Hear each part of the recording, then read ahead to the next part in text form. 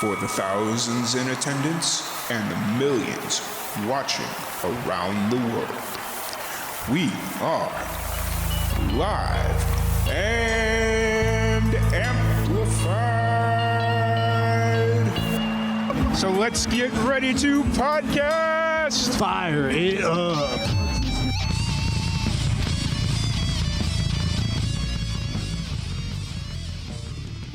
Welcome, everybody, to another live and amplified livecast. I'm your host, Tom Platt, and we are back at it again with another amazing podcast.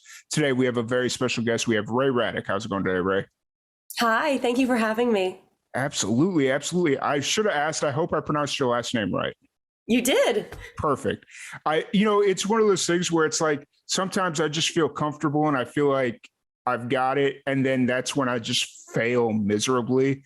And as I'm sitting there doing the intro, I was like, stop, you just ask. And then I was just like, nope, we're already at it, so let's do it. So you're in it to win it, and you got an A+ from me, so we're smooth sailing. Awesome. I'm really excited. But first off, I want to thank you so much for taking time to sit down with me for a little bit today. And tonight, I should say, to clarify a little bit. But I'm really excited to learn more about you, your new single that dropped back in January, and just kind of your plans for 2022. So before we kind of get into all that, kind of take this opportunity to introduce yourself and give the audience a little bit of a background about yourself and how you got into music. Yeah, so I've been in this business for about 15 years now. I am a country singer-songwriter. I'm an actress. I've performed on Broadway. I tour internationally with the American Bombshells, which is very similar to the USO girls, basically, giving back to our military and veterans. And I'm from Pennsylvania, Philadelphia, and I've been living in New York City for about 10 years now. Okay. And just like, obviously doing a bunch of different things here and there. And I've opened up for Miranda Lambert and Brett Young. I'm opening for Trace Adkins this summer. Oh, wow. So I'm a busy bee. Nice.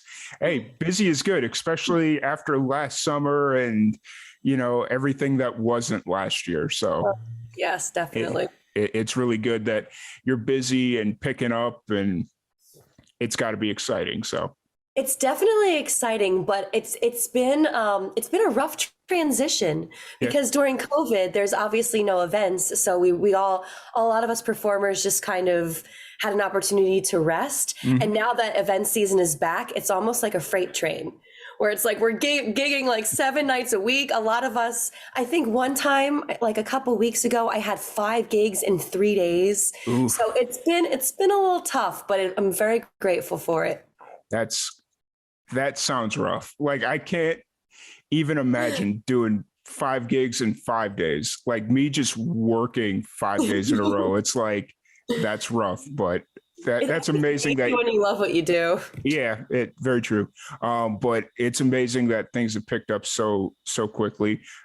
Since you brought up taking kind of a break during the pandemic, did you do any like the virtual shows or anything like that during the pandemic, or was that not really on your radar? I did one virtual show, but to be completely honest with you, I hate them so much. You know what? I am a big, I feed off the audience so much. Like, I can't tell you the amount of times I look into people's eyes and I get moved, and then that changes the song, and then hopefully like everybody else in the audience get moved. So when I'm doing virtual stuff, I really just like, I'm in my head a lot. I'm like, I see comments and I get distracted, and then I get in my head and I'm like, oh, I hope they like this. So I don't really like it. And so I just kind of took a break instead, and I focused on writing more music and really focusing on my plans for 2022. Gotcha. That's awesome. And, that's not to harp on this, but that's a very common theme that I've heard from a lot of musicians, because it's like you feed off that energy from the audience. And then to do like virtual shows, just to get that energy from the audience, you got to kind of take yourself out of the moment to get that feedback, and then you got to somehow get yourself back into it. So I totally get it. I feel like that's a particular skill that, if people know that secret, please email me, because I'm so awkward on virtuals versus like live shows. Yeah, understood.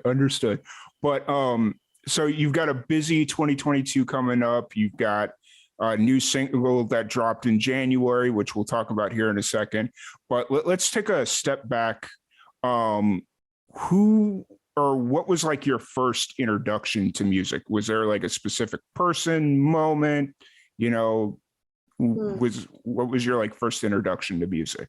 This is so corny, but I have always been drawn to music since I was a child.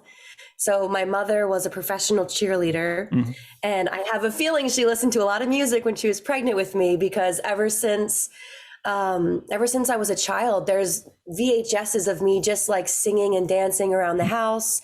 And whenever there was music playing at like family parties and pool parties, I was always dancing. So my parents recognized that at a young age. So when I was about 3 years old, my mom enrolled me in dance classes, and I thrived in my dance classes. I was the best one in the class. And then when I was about 12 years old, I got the lead in my school play. Oh, wow. And my parents were like, well, she can't fall on her face. We have to get her voice lessons. So, but we got voice lessons, and then I thrived in my voice lessons. And then I always used to sing at church on Sundays. So, there was a teen, I guess like a teen choir. And I noticed that all of them played instruments, and then I got a little jealous, and I was like, well, I want to play an instrument. So then I learned the guitar and the piano, and then I started writing my own songs. So it like organically developed into like this artist who I am today. But again, going back to your question, I truly feel like music chose me because at such a young age, I have all this evidence of how like I've just resonated with it. Yeah, for sure. It definitely sounds like it's a natural progression. You were, introduced through your parents, which I feel like a lot of kids were at a young age, like being influenced by their parents' type of music and like what they grew up listening to, or, whatever it was they listened to. You'd mentioned that you were cast in the school play at the age of 12, right? Yeah, it was what play was that? It was The Music Man. Okay. And I was Mary and the Librarian. Nice. And so then after that is when you kind of started exploring more the vocal side of things, or bringing in the instrumentation. I don't know why I worded it like that. That was very weird, but we're going to roll with it. So at what point did you kind of start to transition from doing like I'm just say other people's music, but to like start writing your own music? Was that still very young, or was it a little bit later on down the road? I was always writing my own songs, but it didn't register until I started taking the piano and the guitar that I could create my own music. So like I always wrote songs, and my guitar teacher was like, hey, did you know that you can match the melody that you're singing to a chord? And I was like, what are you talking about? So he kind of mentored me in that way of like, whenever I wrote a song, and I still do this method to this day, like I get a melody in my head or a hook or something, and I hear it and I translate it like to a phone or a recorder. And then after I have that written down, then I will go to an instrument, whether it's the piano or the guitar, and I'll find the chords. So very rarely do I write music conjunctually with an instrument. It usually just kind of like it gets in my brain, and then I have to kind of plunk it out on an instrument. And so, it was basically like, that was when I think I was 13, because I took voice lessons when I was 12. And then I released my EP with my guitar teacher because he helped me, and I wrote all these songs. So my first EP I actually released when I was 16 years old. Oh, wow.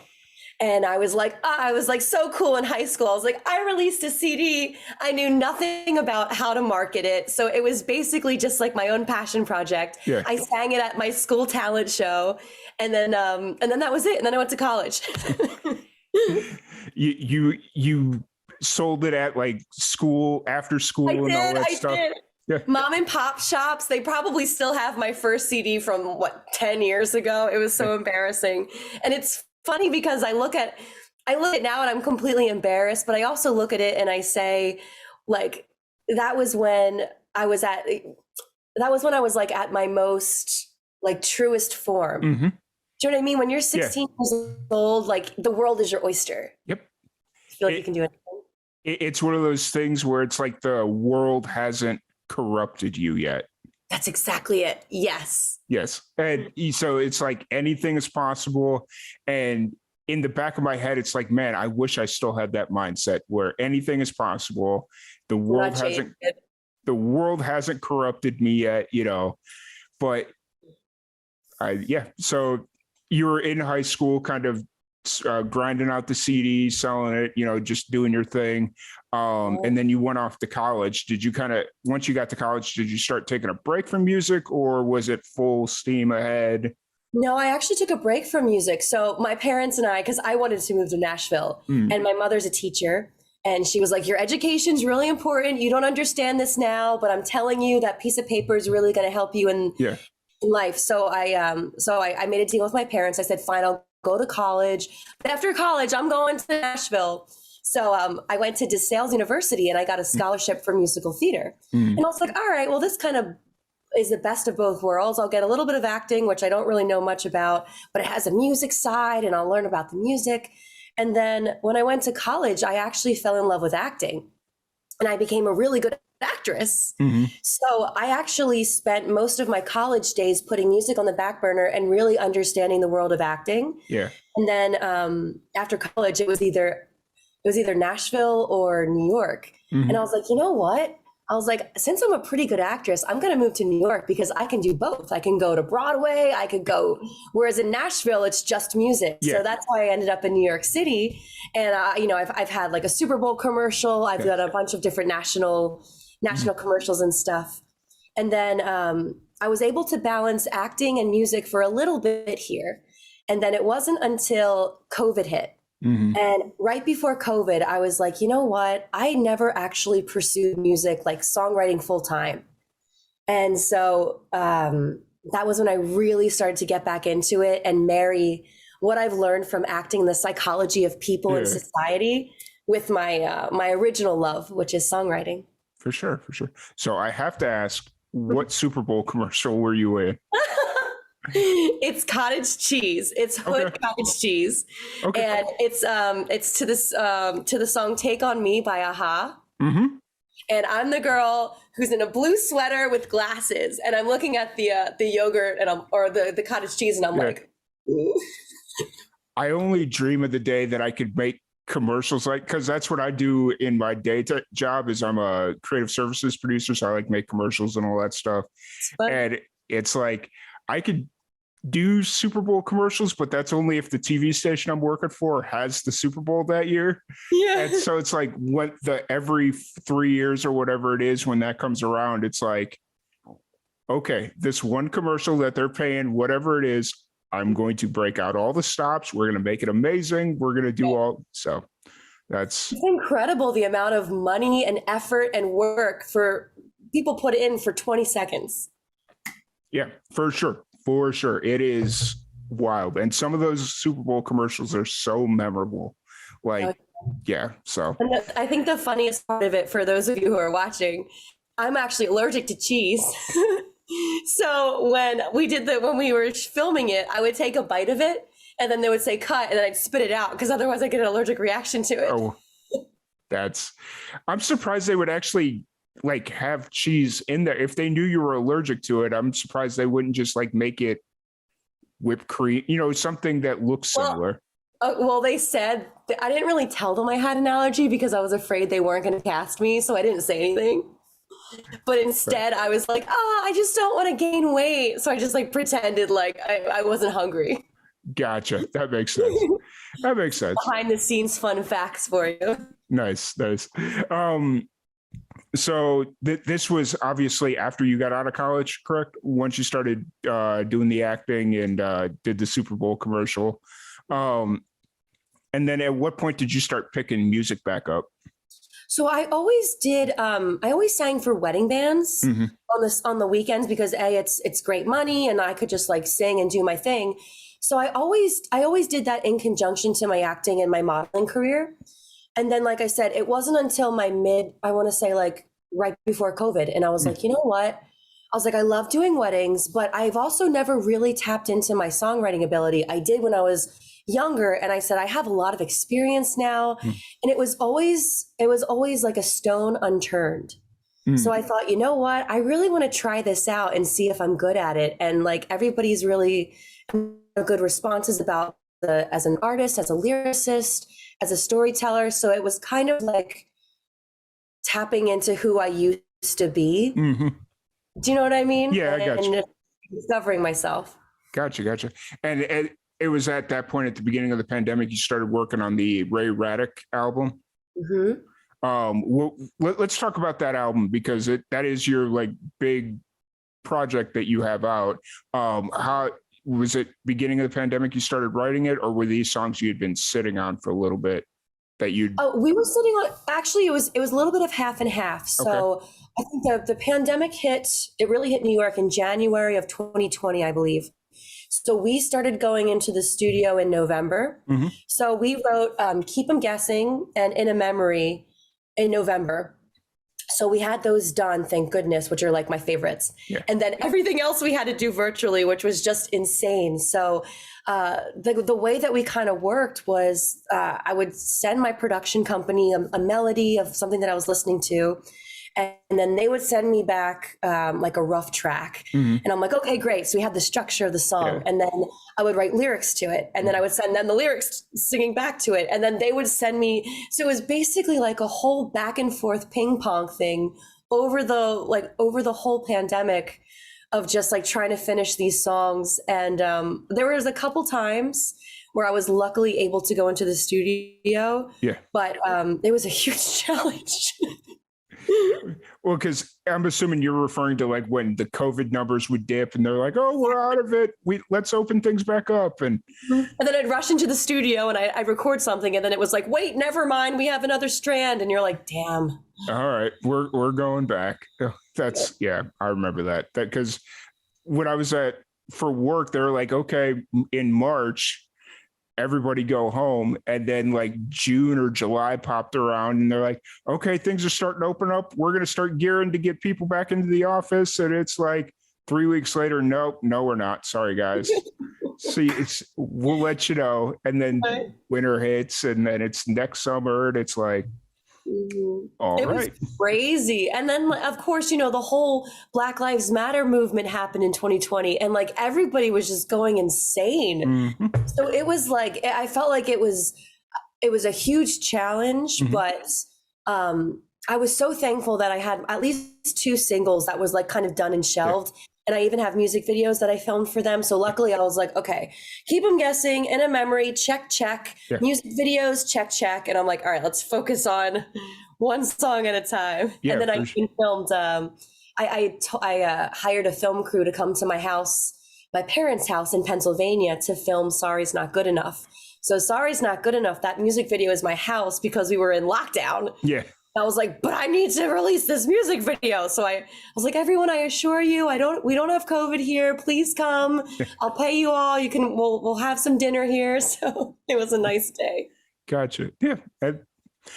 So all the singles that you have out on Spotify, is that all? Did you release every song on the album as a single, or are there a few on the album that weren't released as singles? I feel like this is a whole nother can of worms, but I feel like music today is not about the album. Yeah. It's all about the singles. So when I originally started, I was like, oh, I really want to release an album or an EP. And basically all my other artist friends and my production team was like, look, everything's about singles today. Everything's about the playlist. If you release an album, that's cool, but no one's actually going to sit and listen to you for 45 minutes. So my strategy was to just do single. And then when I did release an album, my final album, it would be like one bonus track. Yeah. So gotcha. That was my approach to it. I see a lot of people doing that now, like just because they like the idea, not like the idea, but just having that album was like such a childhood dream, or was so idolized as a child that releasing it as an album, but already, especially going into the pandemic when a lot of bands weren't lucky enough to be able to get into the studio at all during the pandemic, and they just recorded a bunch of music. So, it's one of those things where it's like, yeah, I get it. Got to stretch everything out for everything it's worth. Yeah. So, And you just you have to make it work. mhm. And I was going through a tough time at that time too, because I remember a lot of people and even political figures, they're like, oh, just get a job and I'm like, dude, I've been working my entire life to get Yeah, to this point and to yeah. be like, I don't, I pride myself on saying I live in New York City and I'm a full-time performer. Hmm. I'm not a bartender. I'm not a waitress. Like I literally have made it. Hmm. So for you to tell me like, oh, just go get a job at Yeah, Amazon, I'm pissed. yeah. No, that's yeah, I get it. It takes a lot of work to get yourself there, and the fact that you were able to do it is just so amazing, and survive through the pandemic without having to pick up any work. Yeah. Yeah. What was it like? Because I'm assuming you lived or stayed in New York pretty much through the entire pandemic, other than maybe a little bit here and there. Actually, no. So No. I was a true millennial. I basically was so when COVID hit in January and then lockdown was March, I think it was like March 19th. I had a Hmm. gig on March 18th. And then all my friends were like, they're going to lock the city down. No one can come in. No one can go out. And I was like, really? They're like, yeah. So you got to figure it out. So that night, right after my show, I packed up all my belongings. I called my parents in Pennsylvania and I said, I don't know what's going to happen. I don't know if the world is dying, but I want to come home Yeah. and live with you guys because what's happening. So I went home to Pennsylvania and I just kind of stayed with my parents because we were all like, what is happening? So Mhm. I basically lived in Pennsylvania for that time. Yeah, I got you. I wish I could have went home, but it was one of those things where I remember being scared out of my mind too, because I was like sitting at the house and I was like, wait a minute, can I go out and go to the grocery store? Can I not do that? And my buddy is like, I have a couple of friends that are like super conspiracy nuts, Yeah. and it's like cool, like that stuff. I enjoyed listening to some of that stuff, but when they're saying, oh, if you go out, you're going to get shot by the military, it's like, Yes. okay, I think I'm going to stay home. Yeah, and honestly, I honestly felt like I was in The Walking Dead. Like just going to a grocery store to get toilet paper, I felt like I like I should have like it was all combat. I was like, oh my gosh, just Yep. craziness. And what was it? Everybody was out of toilet paper and Kleenex, right? And the gel, the sanitizer. Hand sanitizer wipes, Yep, right? there you go. The hand sanitizer stuff. So And I was like, and I at that time I was like binge watching The Walking Dead too. I was like, oh my gosh, I'm like, this is what the world is gonna succumb to, and we're all gonna fend for ourselves. yep, yep. That's It was. I wasn't watching. We'll never forget that part of our lives. Oh no, no, no, no, no. It'll be like 10 years down the road. It'll be like, oh yeah, you remember when we had to live through that? That was. Yeah. What's But weird though is I don't know if you or your listeners are going through this, but did you ever watch TV and there'll be like an airport scene or a mall scene and you're like, oh, no one's wearing masks. And then you realize like, oh, this is The Wedding Singer filmed in 1995. yeah, Do you know what I mean? yeah, Or like just like it's doing something psychologically to me where like I'll be doing something like, oh my gosh, this person doesn't have their mask or I don't have my mask. And then you start freaking out. yep. Like what I'm going through right now is anytime I go to now I haven't been to the airport in the last couple of weeks, but now that they've started removing mask mandates at the airport, I'm kind of like, not that I'm worried about getting COVID or whatever, but it's just one of those, like the mask has been such a part of your life for the last year and a half. And I mean a lot less here in Tech. I live in Central Texas. So for probably about the last year or so, we haven't worn a mask, or it hasn't been enforced to wear a mask. But like when you go to the airport or whatever, it's like, all right, mask up, let's go. And so now it's just kind of like, wait, I'm missing something here. Where is it? Yeah. So Feels like it's like part of your outfit. yep, yep. So, um, let's jump forward a little bit here to your most recent single that not jumped in January, but dropped in January. When It All Goes Down. What's kind of the story behind this song? Yeah. So again, written during COVID times. The lyrics are pretty dark, and it's about survival of the fittest. And I want to say, I think like what was it? A couple days ago, someone asked me what my favorite lyric was from that song, Mm-hmm. and it was where dreams are meant to ride or die. Because when you're in New York City, even in Nashville or LA, whatever, Mm-hmm. uh, it's a ride or die. You either sink or swim. So that's always kind of been there. And then when COVID hit, I felt like all the stakes were there. It was like you're either flourishing or you are truly, truly sinking and you're going crazy. So again, I really wanted to focus on the darkness that I was going through at that time, which was during COVID. And yeah, just there's a story about these two characters that are just trying to make their way through it. Yeah, awesome. And when did you shoot the music video for this? We shot that music video in the fall. Okay, so this past fall. Yes, I want to Okay. say like September or October. Okay. So I remember it was really cold, but it was safe enough where we all could go out, and the COVID numbers haven't jumped up yet. Yeah. And then yeah, we were sitting on it because we were like, oh, when should we release it? When should we release it? And then eventually we were like, let's do January of the new year. So yeah. That sounds about right. Who helped you shoot the music video? Because I gotta say, I've watched a lot of independent music videos, and this is by far one of the best I've seen in a long time.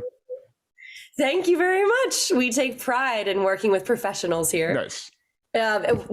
The director and the editor was Peter Samuel, and he's a wonderful creative person. He does a lot of commercials, and the person who I collaborated with, his name is Vince Gaia of Liftoff Music. So we collaborated on the song, and he was like, hey, have you heard of Peter Samuel? He's a director here. I was like, no, I haven't really worked with him yet. He's like, well, let's see if we can get him on our music video. So we were like, hey, we know you do a lot of commercials, but would you consider doing a music video? And he said yes, and then that was it. Nice. And as far as like the idea for the music video, was it primarily your idea? How much of the creative input was you versus the production team? So I was the one going into this because I have before this song, I think I have 5 music videos, and I'm an actress. So I have a lot of experience. I understand being in front of the camera and behind the camera. So they really did look to me. They were very collaborative, especially with my input, because it's not just I don't know what I'm doing. So he came to us with a story about it being these two characters, and he was kind of showing us a visualization. And then I was the one that was, let's make this a period piece in the 70s. Yeah. And then we all collaborated. So it was a bit of a team effort. And what I enjoyed about them too is they listened to my input and my ideas, and they incorporated them, as opposed to dismissed me or, do you know what I'm saying? Yeah. Yeah, I got you. Sorry, you were breaking up there a little bit. Oh no, I'm sorry. No, you're good. It was right at the end. You said, do you know what I mean? And then it was just like, oh, okay. I hope that's what she ended with. It was like, all right, cool, perfect. But yeah, no, the music video is amazing. The hard work paid off, and just you could tell the experience had really shown through the entire music video. There was a lot of thought that went into all the shots, and not to geek out about it, because obviously I'm a film guy and a video Let's guy. do it. Let's geek out about it. No. But it was just one of those things. As I was sitting there watching it, I was like, all right, well, this is it. Had you just had it played on CMT or any one of those things, it'd been okay, that's a really good music video, cool, it belongs there. So yeah. And it's nice too. I mean, a lot of people don't realize this, but there are times as a musician where music videos fall on the floor. Yeah. I have a very high caliber. So all my music videos I'm very, very proud of. But there was one music video that I filmed a couple months ago, and it was not up to par. So it ended up on the floor, and I mean, I hate to say this, but one of my babies died. Yeah. So it's nice that ended up as well as it did, and it's Yeah. being so well received by people like you and all over the place. For sure. See, I wish I had the ability to cut, just like if content isn't living up to the standard that I have this hard time of just cutting it because it's so hard for us to get out there and film stuff. It's like, Oh, I know. it's like, because we got to try, like we do like live performance videos and stuff. And sometimes we travel thousands of miles to get like one music video. And it's like, I know. if we cut that one, that was like $2,000 that just went down the drain. And like, we don't have $2,000 to just throw like that, you know. Not saying that anybody ever does, but it's just, yeah. So well, it was a really hard decision. I must have sent the finished music video to like 20 people, and all of them were like, this isn't your best. And I'm like, no, I was just looking for one person to be like, yeah, this is great. And all of them said, it's not as good as your others, and you do better work than this. And I was like, well, there goes like $7,000 just in the can. Okay. yeah. So it's nice. Like I said, it's nice where people are well receiving this one. Now, when you have a situation like that, is it more just like the subject isn't your best, the shots aren't the best? Is it more technical? Is it more like the idea wasn't there? That's a really good question. In this particular music video that never aired, this was more of a shot. More of a shot thing. So it was actually a dance piece. So surprise, surprise, I'm also a dancer. And I really wanted to showcase my dancing abilities. So kind of like a Sia music video. Mm-hmm. And I was obviously going to be singing and dancing in it. And I think from the first day of shooting, everything just kind of didn't work out. Mm-hmm. And as you know, like nothing ever really goes to plan during music videos. You just kind of make it work. But the shots just came out really flat. Mm-hmm. And for those of you who don't understand what that means, like things have to be very realistic, and it's almost like the viewer is peeking in on the shot, and like everything was just not three-dimensional.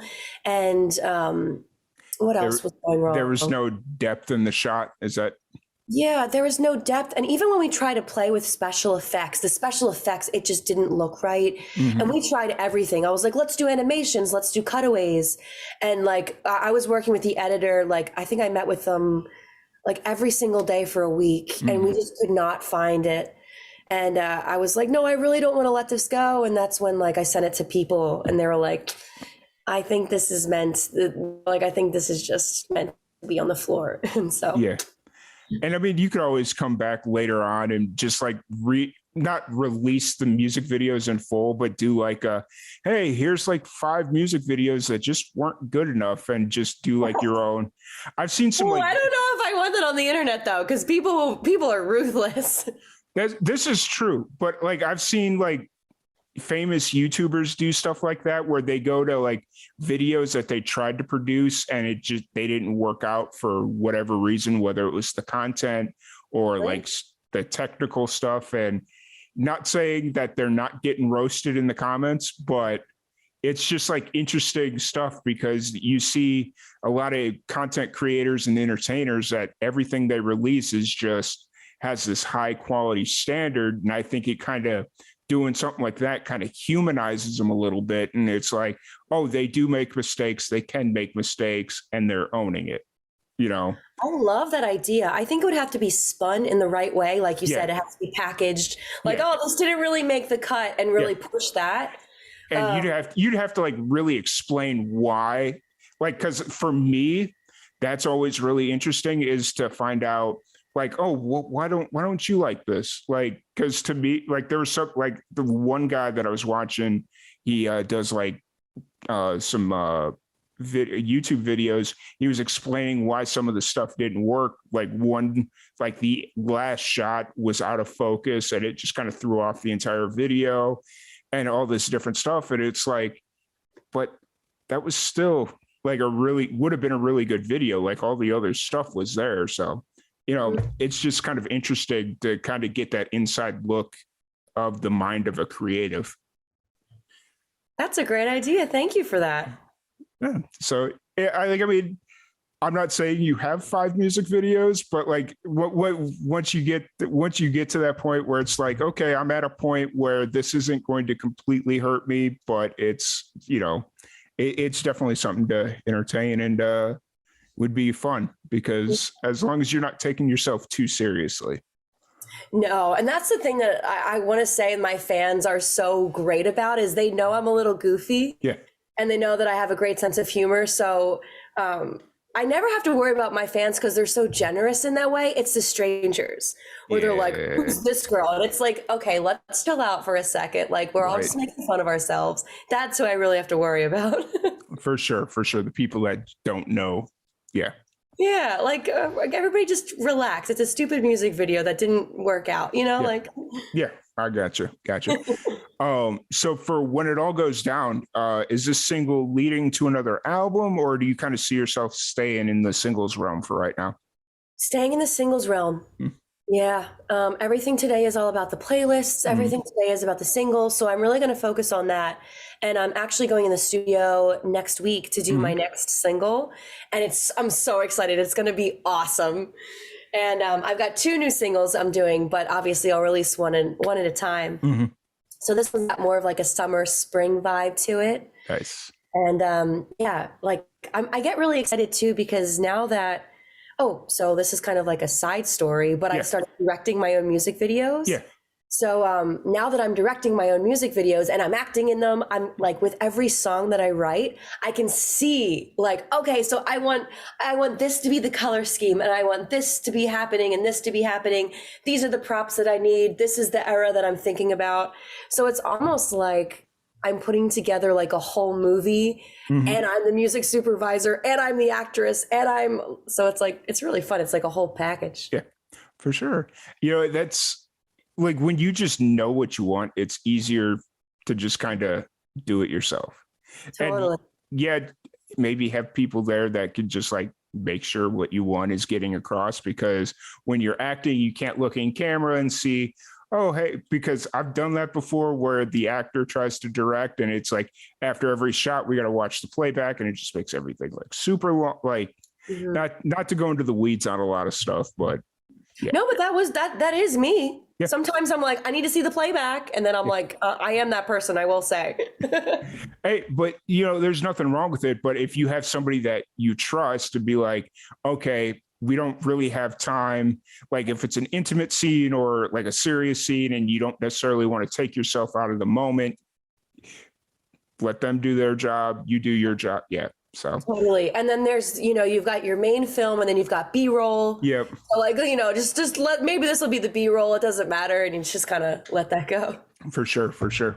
So you said you got 2 singles coming out, one more springtime, summer. Wait, we're in springtime already. Wow. Where's 2022 gone? Like I have no idea right now. So I don't know where the past 2 years have gone. That's scary. Yes, that is very true and scary. I feel like these past 2 years have just been like Twilight Zone because like gigs are back, but then they're not really. And like, it's just, this whole thing is just crazy. Right. I have nothing more to say about that. That is, I had a moment of at work today. I was sitting in my boss's office and she was like, oh, hey, your birthday's coming up. And I'm like, my birthday was just like a month ago. What's going on here? And she's like, no, your birthday's in 6 weeks. And I'm like, huh, okay. Where did it tell? And somebody that doesn't even work at our department was like, oh, how old are you turning? And I'm like, 35? No way, you're not 35. And I'm like, I think I am. Hold on a minute. I had to break out the driver's license and I'm like, yep, I'm 35. And I showed it to her and she's like, wait, what? I'm like, I don't know. It's wild. So it's just crazy. And even so, like New York is not 100% back. Yeah. I will totally have this full on argument with people, but like everyone's like, oh, New York, no one can stop us. But like, I'm telling you, I used to walk around after shows that ended at 1 o'clock in the morning, no problem. And now at 10 o'clock at night, I get scared. Well, I mean, New York is one bad allergy season away from going back into lockdown. Like, let's be honest here. You're one bad allergy season away. Yep. Because, like, it's cedar season here in Texas, and I've been going through nasal spray like nobody's business because my allergies are so damn bad. And luckily, Texas is like, dope. We know exactly what it is, but yeah, so. It's so funny. I feel like this whole allergy season, I'm like, wait, do I have COVID or am I sick? Oh, Yeah. no, I'm just sick. Thank God. And you can't even say the C word because then everybody like runs away. And it's like, all right, guys. Just relax. I'm just sick. Thank God. Yeah, for sure. For sure. Have you announced the name of the next single that's going to be coming out, or is that still? No, I haven't, but I'm happy to tell you right now because it's gonna be awesome. Nice. It's called "Don't You Know It." Okay. What's the story behind this song? If So- you want to say that, let me just preface. Yeah. the story behind this is just like a feel good song. Okay, this is gonna sound crazy, but I am not a crazy person. I had like a couple weeks ago, I was like deathly sick, and I didn't have COVID. I was actually sick. I took some Mucinex, and I took Mucinex on an empty stomach, so I started getting really, really drowsy. Yeah. Not the smartest idea. No. And I swear I had a hallucination. It was crazy. So this hallucination, basically, I had like these two like spirit guides or angels, whatever you want to call them. They took me up into space. And they were like, okay, you have to heal the world through music in this hallucination. And I was like, what do you mean by that? And they're like, you have to like heal the world through music. And so when I woke up from this hallucination or whatever, I basically decided that from now on, I want to do songs that are more happy and fun, as opposed to like Soldier in the Bomb Show, which is actually a really sad song. Or even In a Memory. In a Memory is a sad song as well. So I really wanted to kind of shift my whole career from now for like the next couple singles to just be happy and fun and feel good. Nice. and a little bit more dancey. Nice. I love dancing, like music, not necessarily that you have to dance to, but just stuff that's like you're sitting in the car and it's like, okay, Yeah, like you snap your fingers to. Yeah. And, it just like, especially somebody that drives a lot like myself, it's like those types of songs just fit in that playlist perfectly when you're driving down the road. And it's like, all right, cool. I'm with it. So. Exactly. Like not everybody wants to hear a sad song. So I'm like, you know what? Why do I love Madonna so much? Because all of her songs in the 80s, at least, they were like super fun. So. Yeah. If I want to listen to sad, depressing songs, I will turn the lights off and I will sit in the corner like a little emo child and listen to my sad music. Yeah. So. And there are people who've made a career out of it. Like God bless Adele. Yeah. But, I, at least according to this hallucination, that's not my purpose. So I'm going to go a little bit more fun. Awesome. Keep doing it. You're doing an amazing job. And I'm really excited to see what the new music sounds like coming out. Have you decided like release times yet? Or is it just kind of vague spring, summer? I'm trying to think. So if I'm going to record the vocals next week, that brings us to the end of, what is this? End of April. Yeah. And then you have to give yourself at least a month to submit to Spotify and iTunes. So I'm probably thinking the last week of May, first week of June sounds a little bit more realistic. And then in terms of doing the music video, that'll probably be mid-June or July. Okay. Yeah. I mean, still, that's all very quick turns. Like just the fact that you work. We'll play in New York. We've got stuff to do. We've got quick turnarounds. That's what scares me about New York. Just the pace in which you guys move in New York. It's like, I'm a lot like here in Texas, we're a lot more like, we'll get to it. Yeah. Take a breath and enjoy life. I think you have to find a balance. Like when it comes to your projects, again, New Yorkers are hustlers, but when you're writing a song and you actually like need to take the time to like chill out and go through that process, or like when you're acting and you're developing a character, Mhm. you do have to kind of tell yourself like, okay, we're going to take our time with this one. Yeah. We'll go really fast in here, but here we need to slow down. Yeah. To compartmentalize a little bit. For sure. I 100% agree. So yeah, so those songs will come out, and I'm sure you'll promote them, be on Spotify, music videos, and all that fun stuff. I'm really excited to hear all of it. And the first song will be coming out just in time for me for my second road trip of the summer. So that'll be a nice new song to add to the playlist. Yeah, where are you going? I am going out to Roswell, New Mexico for my birthday. What, Roswell? Are you going to see the alien? Well, I lived there for 4 years. So I'm originally from Chicago, and then just kind of after college and like my first kind of soiree into the workforce, I ended up moving out to Roswell, New Mexico for 4 years. And it was. Can I ask you what it's like over there? Because I'm super into aliens. I think it's fascinating. And obviously the whole Roswell crash. Oh, yeah. Yeah.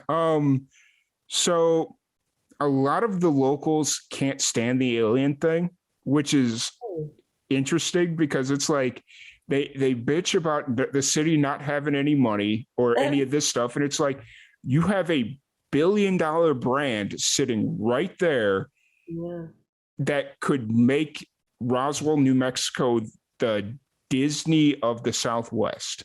Like, you could legit do so much there.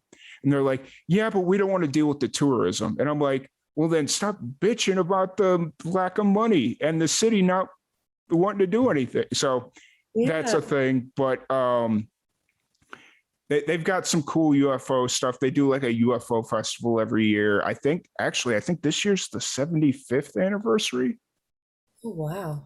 I think I have to message my buddy to confirm that, but that's going to be exciting. That's cool. Yeah, I hear from what I've read online, Roswell was a little mean guy. Yeah. I can't curse on the show, but like I heard he wasn't very nice, and that's hilarious to me. Yeah. I mean, Roswell's cool. I enjoyed my time there. I definitely go back.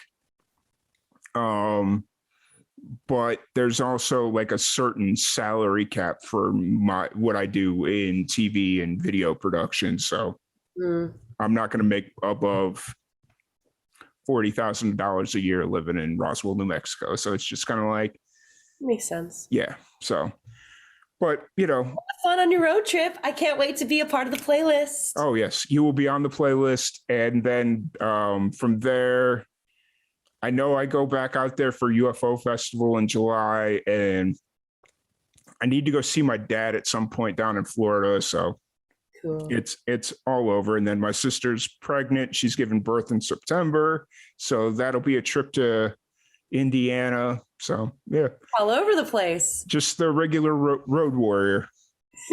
So I enjoy it though. But yeah, so outside of music, what are some of the stuff you do to just kind of chill, relax, escape from life?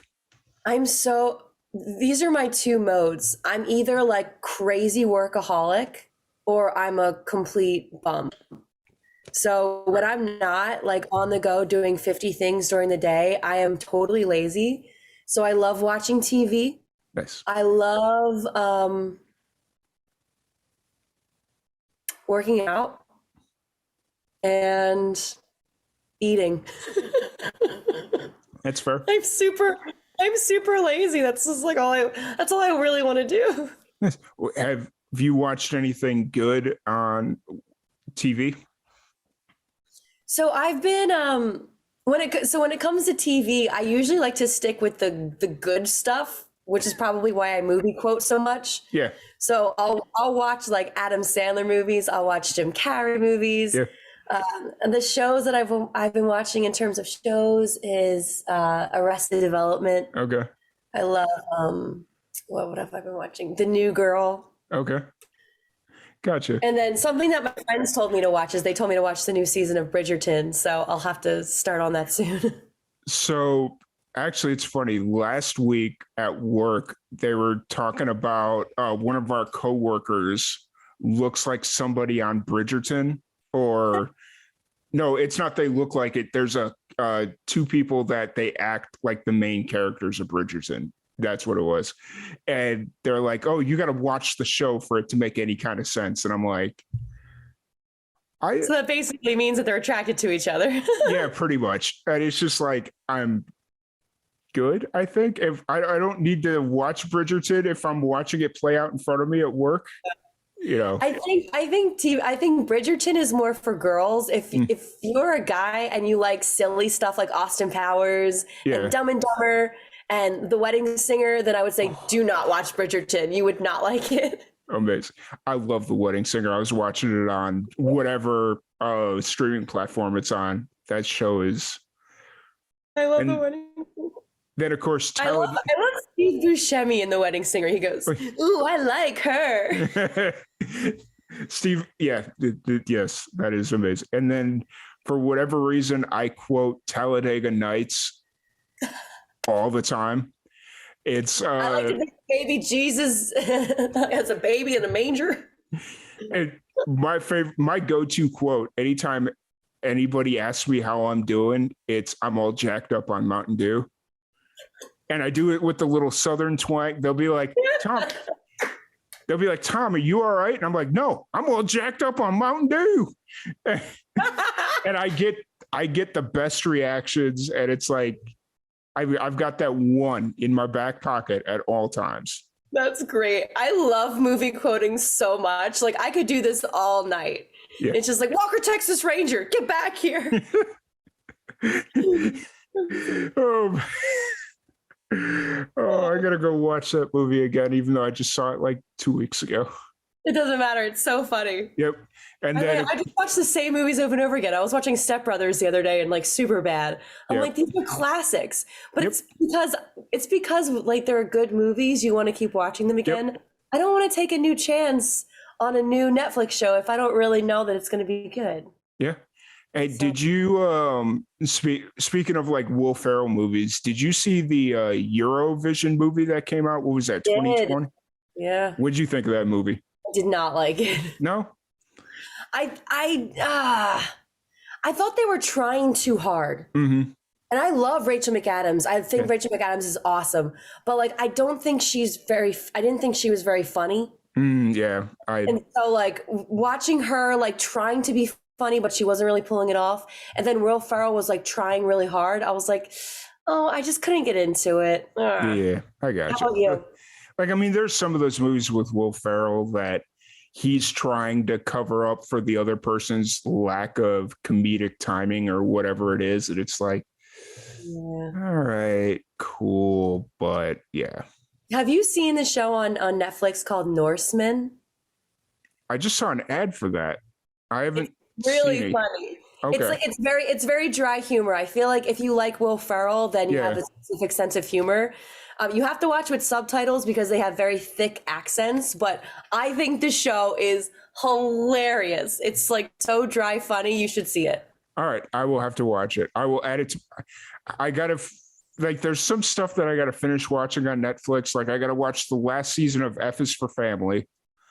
I've still got to watch season 5. And my buddy's like, it's been out for 3 months already. How come you haven't watched it? And I'm like, because I got to go back because like tried to watch the first episode and there was stuff that I forgot. And so I have to go back and like watch the last few episodes of season 4. And it's like, I don't really want to do that. Like if I can't jump into season 5 and just go, you know. What about The Witcher? Nope. Never got into that. Never got into it? No, never got into it. I got to watch the last season or the newest season of the Ozark. Oh, it's awesome. I've got to go back and watch season 3 because I started watching Ozark in the middle of the pandemic because there was that like September there where our family was like, hey, COVID numbers are down.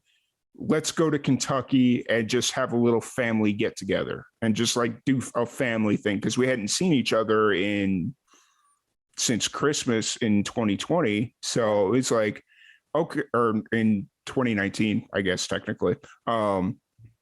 And so it's like, okay, cool, let's do that. And we're sitting there one night, and my dad's like, have you ever watched Ozark? And I'm like, no.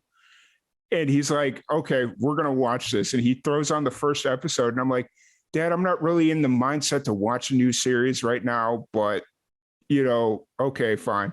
5 minutes in, he's asleep. My mom's asleep. My sister's asleep. And I'm sitting there, I'm like, I don't want to watch this. I want to go to bed, Dad. What are we doing? And you're all asleep right now.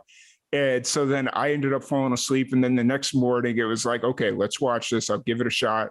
And I watched it. We watched the first few episodes, and then I went back home, and it was like, okay, it's on. Let's do this.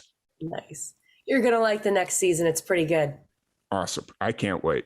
So I'm excited.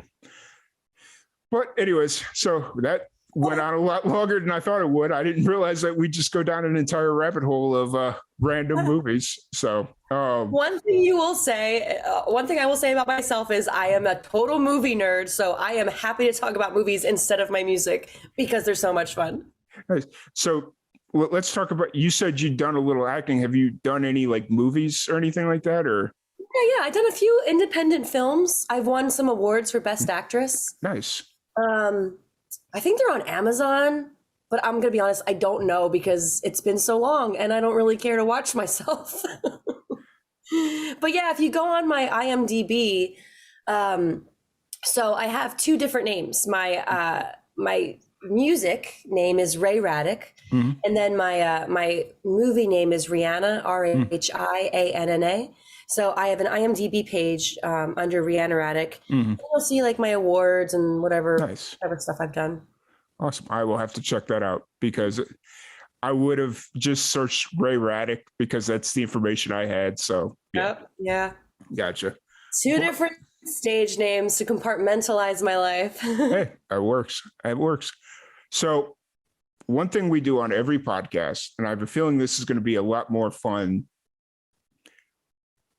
I have a random question generator, and we're going to do a speed round of 10 random questions. Yes. That you have to answer as quickly as humanly possible. Whew, okay, this is going to be interesting. Okay, let's go. Okay. You and your friends get lost in the woods. Why would your friends end up murdering you? Because I'm complaining too much. Coffee house or craft brewery? Coffee house. What's your life's slogan or tagline? Just live your life. Oh, wait, hold on. Let me make sure I'm reading this one right. How do you prefer to research your destination when you're traveling? Google Maps. If you had a large sum of money, whose life would you make worse with this money? Worse? Yes. I'm making sure I'm reading that. Yep, that's exactly what it says. So I don't know how to answer that. I wouldn't really, life worse. So better way to, who would you, yeah, we'll skip that question because that's a weird question. Okay. What are you old school at? Movies. Can you be yourself? Okay. Can be yourself ever be poor advice? Yeah. Sorry, Depending on who you are, yeah, that could be really bad advice. That's true. Very true. Sorry, I'm having a really hard time reading some of these because like these are worded really weirdly, and it's like, okay, try and make sense of any of this. No, that's okay. What are 4 activities that you find invigorating? Invigorating. Ooh, working out. Oh God. Swimming. Shopping. And I don't know. This is tough. I guess rehearsals, when I do my rehearsals. Fair. Two more questions. Would you rather have the mind of a 30-year-old or the body of a 30-year-old for the rest of your life? Oh man. A mind of a 30-year-old. Fair. When is it okay to spy on your kids?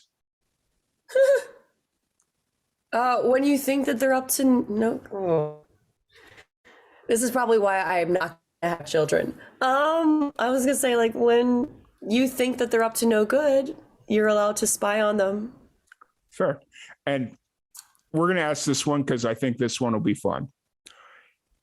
If you could bring any movie into a real life scenario, what movie would you bring?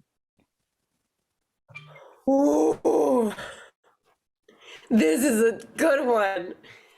A real life scenario? Or make it into a real life scenario. That's the better way to.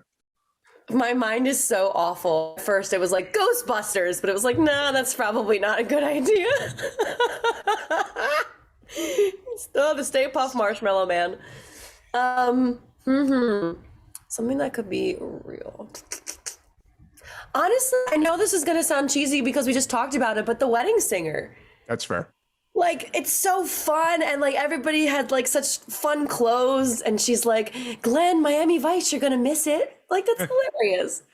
Like, I mean, that's so basically just bring back the 80s. Basically, I would love that. I'd be all about it. I'd be all One about it. outburst, sir, and I will strangle you with my microphone wire. You understand me? Yes. It's hysterical. I love it. You brought up Ghostbusters just a second ago. Have you seen the new one with the kids? No, I heard it was really bad, so I just didn't watch it. My dad said it was good. I don't know. I've heard that I've heard a lot of different stories. I've heard it's good. I've heard it's bad. And I've heard it's trying too hard, are like the three common threads. Okay. My dad was like, he's old enough that he's seen the original, he's seen the sequel. He's like, it's not as bad as the one with the SNL girls. It's not as Ghostbusters. Yeah, it's not as bad as the female Ghostbusters, and it sits there right with 1 and 2. So Really? yeah. All right, maybe I'll give it a shot. I don't want to ruin it. It's such an iconic. It's such an iconic movie. I mean, did you see the female Ghostbusters one? No. Okay. Absolutely not. And I mean, female empowerment, yes, please. But I heard it was really bad. And so I'm like, oh, I don't want to damage this. Dan Aykroyd and Bill Murray are like so good. And like I heard they tastefully did some stuff to honor the memory of Harold Ramis, and just they did some really cool. From what I hear, I haven't seen the movie yet. Every time I go to Walmart, it's like, oh, it's right there for $20. I can buy it, and then it's like, yeah, but I can go buy myself food for $20 and be much happier. So. You can buy yourself multiple like candies and popcorns, and then just free stream it at home. Yep. The one thing I will say, Stranger Things, when the kids as Ghostbusters for Halloween, they just got my heart. I was like, yes. Nice. That's one show I never got into. I need to probably watch it. Oh man, it'll change your life. Oh, so good. All right. So that means Stranger Things and Norseman. Yep. Yes. So obviously Stranger Things. Norseman is when you're in like a funny mood. Okay. But again, it's very dry humor, like Vikings. So you're gonna need to like it. Yeah. All right. I will have to. And then message me about it. We'll talk about it. For sure. I've got a free weekend coming up here in about 3 weeks. So maybe it's just buckle down and knock it out. So I'm excited. But yeah, I don't want to keep up too much more of your time because I just realized it's got to be almost 11 or past 11 o'clock here out in New York or there. So I don't want to keep you up too much longer. But if anybody wants to check out your music, any of the music videos, interact with you on social, all that fun stuff, where's the best place for them to do that? Instagram. I am 100% out of Instagram. I love everything through Instagram. Facebook, I'm like kind of secondary to, but if you want to DM me, if you want to talk to me, go to Instagram. Awesome. I will have to realize that because I'm still so old school when it comes to social media. To me, Facebook is king, and it's like it's and I'm sitting here like, no, nobody uses Facebook anymore. Go to Instagram, figure out a way to post your nonsense on Instagram. You know what it is? It's because society's moving in a direction of just like visual and like videos. And that's what Instagram is. You just post a picture and a quick caption, and that's it. Yep. And that's the issue for me on Instagram is even though I'm a very visual person, like not everything that I have has a visual component, like everything that I want to mention or bring up.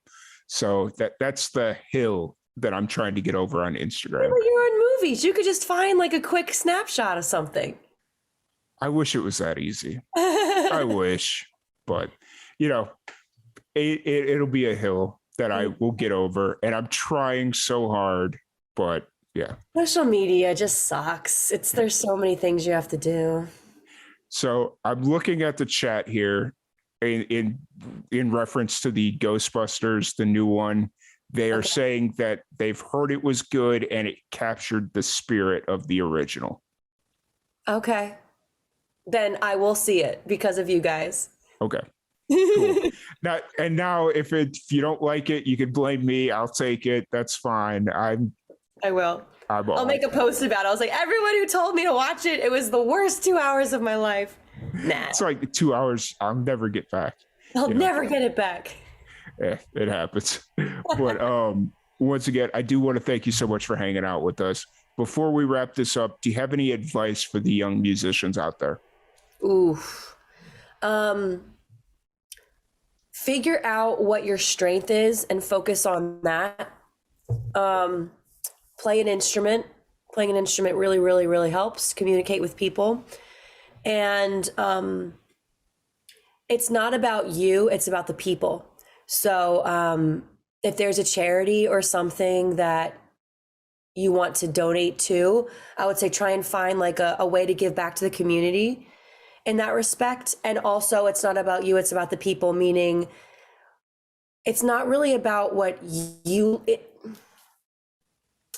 figure out what your fans want to hear and go to there, because you might like, I don't know, you might like writing this style, but nobody really wants to listen to that. They want to listen to this. So you really have to be diligent about who your fans are, what they like, and kind of gear yourself towards that. For sure. I think that's very sound advice. It's very sound. And I appreciate you sharing that with everybody. You know, we like to try and give a little bit back to the younger musicians. If there's any young musicians out there listening, and it's like trying to give them a little feedback, a little advice, you know, to make sure that we ensure that there's the next generation of great musicians. So I think those three things are pretty solid, I would say. If someone told me that a couple years ago, I think I would be in a further along than I am now. Awesome. Well, thank you so much for sharing that with us. And I appreciate you. Thank you for hanging out with us. It's been an absolute blast. Thank you, everybody that's been in the chats, chatting and interacting. If you haven't already, please give our Twitch channel a sub or a follow, not a sub. Give us a follow. We've got podcasts all week at 9 p.m. We'd really enjoy seeing you there. And make sure you follow us on Spotify, where we release the podcast. And this podcast that we're on right now will be out this time tomorrow. Woo-hoo! So a little inception for you there. But once again, I appreciate everyone. Thank you so much for hanging out with us, and we will catch you later. Thank you so much for having me. Everybody, I'll see you soon. Awesome.